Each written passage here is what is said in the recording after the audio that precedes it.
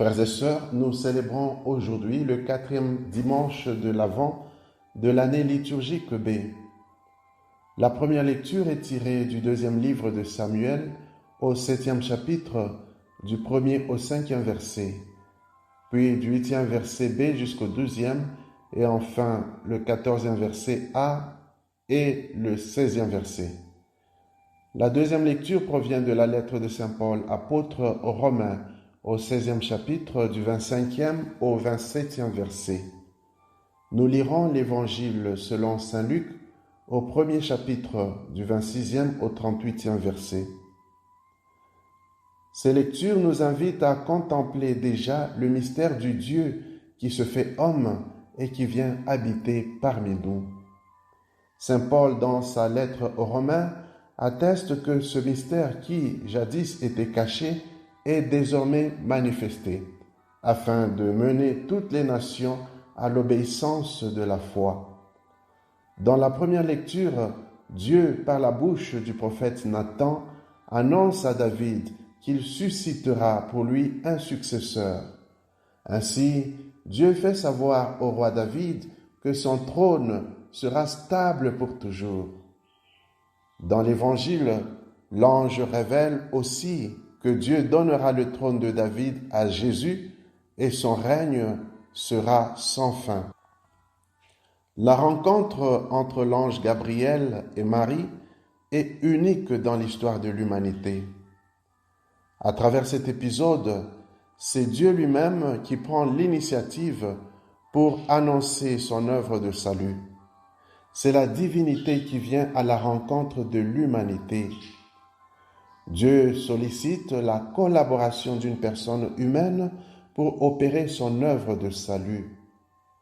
Nous percevons aussi non seulement la sollicitude de Dieu, mais aussi son humilité, car c'est à une simple jeune fille qui vient s'adresser et lui laisse la liberté de donner la réponse qu'elle voudra.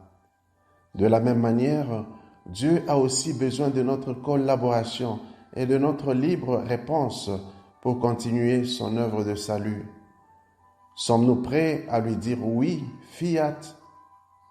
Ce qui compte pour Dieu, ce n'est pas tant nos capacités ou notre savoir-faire, mais plutôt notre disponibilité et notre ferme volonté de le servir. Et par-delà nos personnes, c'est Dieu lui-même qui vient accomplir son œuvre de salut dans le monde. Parfois, nous hésitons à dire oui à Dieu à cause de nos limites. Et comme Marie, nous nous posons aussi la question du comment. L'assurance que l'ange donne à Marie peut aussi nous concerner. L'Esprit Saint viendra sur toi. Oui, l'Esprit est la force invisible de Dieu qui vient rendre possible ce qui, à nos yeux, semble difficile ou impossible. Ailleurs, Jésus dira que nous ne devons pas nous préoccuper lorsque nous sommes livrés à cause de lui, car c'est l'Esprit qui parlera en nous. Voir Matthieu chapitre 10, verset 27. Et aussi, lorsque nous ne savons pas prier, Saint Paul nous rassure que l'Esprit peut venir nous aider pour suppléer à notre faiblesse dans la prière. Romains chapitre 8, verset 26. À l'instar de la Vierge Marie, n'ayons donc pas peur de dire oui à Dieu lorsqu'il nous demande de collaborer à son œuvre, car il ne peut rien nous demander sans nous donner en même temps la grâce nécessaire dont nous avons besoin pour le servir.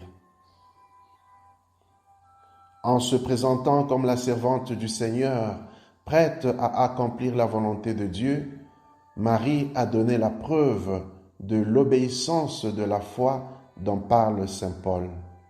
Inspirons-nous de son exemple pour grandir dans la foi, car c'est par la foi que nous pouvons mieux collaborer à l'œuvre de Dieu, qui, en nous et à travers nous, peut réaliser même ce qui nous paraît être impossible. Seigneur, remplis-nous de ton esprit et augmente en nous la foi. Amen.